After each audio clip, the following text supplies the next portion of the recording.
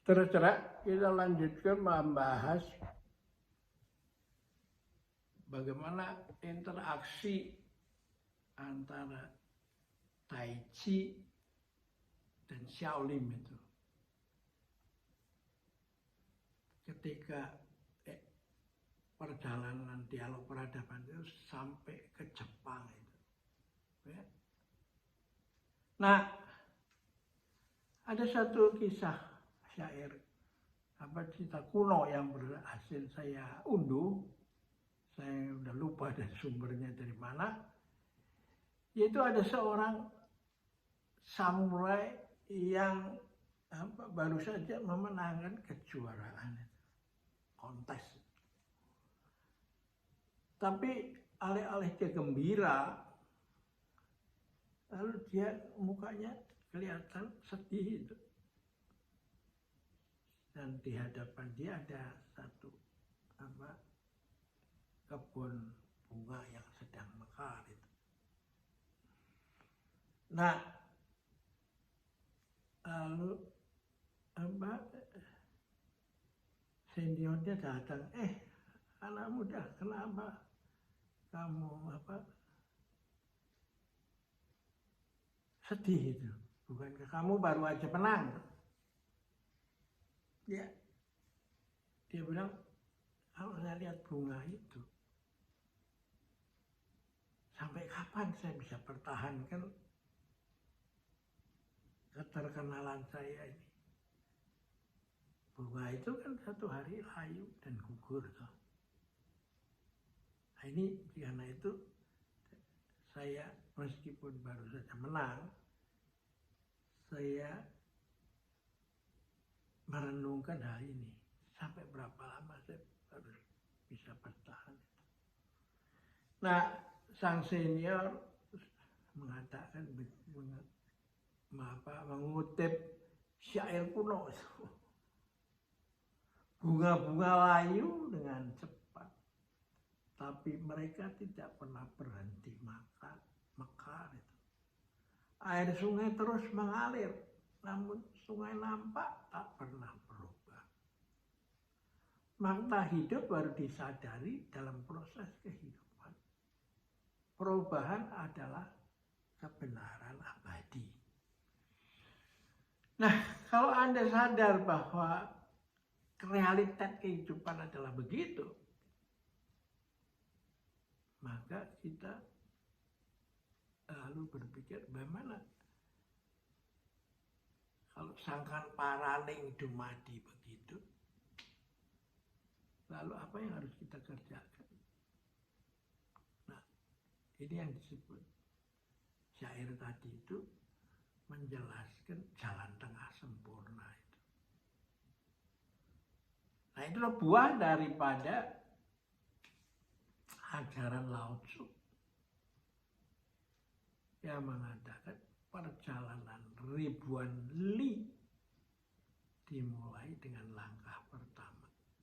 Atau setiap hari satu langkah. Meski perjalanan masih ribuan li. Dan kita tidak tahu apakah kita akan sampaikan surga atau ke neraka. Seperti yang banyak dibicarakan orang gitu. Tapi lalu jaminannya bagaimana? Ya, setiap hari saya berbuat kebajikan meskipun banyak rintangan dan bahkan cemoohan itu. Saya tidak ada lain jalan kecuali itu. Nah,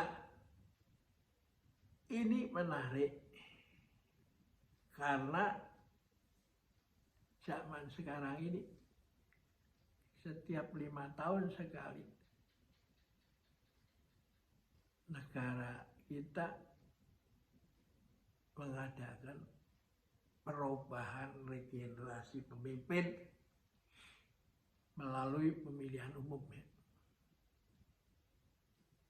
Anda bisa lihat ya bagaimana yang sekarang ini mereka masih yang lama kebingungan saya akan dikalahkan yang baru datang, gitu.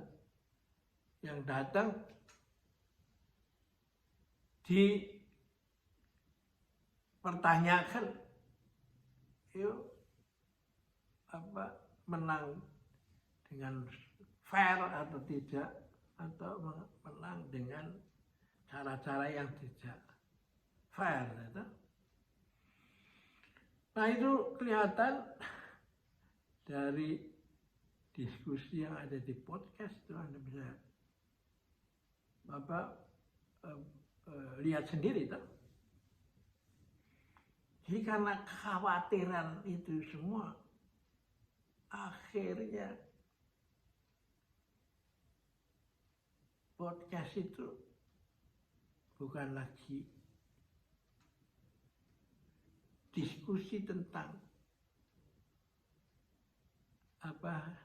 ilmu, pengetahuan, bagaimana untuk ke depan setelah ini selesai, negara ini mau dibangun kan?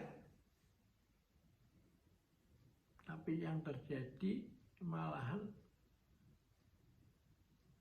percekcokan yang membuat saling menyalahkan itu. Bahkan setelah saya amati, mengapa kok sampai kata-kata yang kurang senonoh diucapkan. Jadi era informasi ini adalah orang berebut minta didengar itu.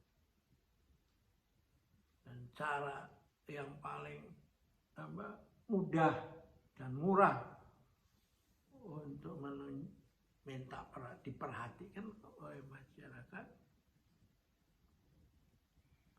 yaitu dengan cara mengumbar cemoohan yang sampai tidak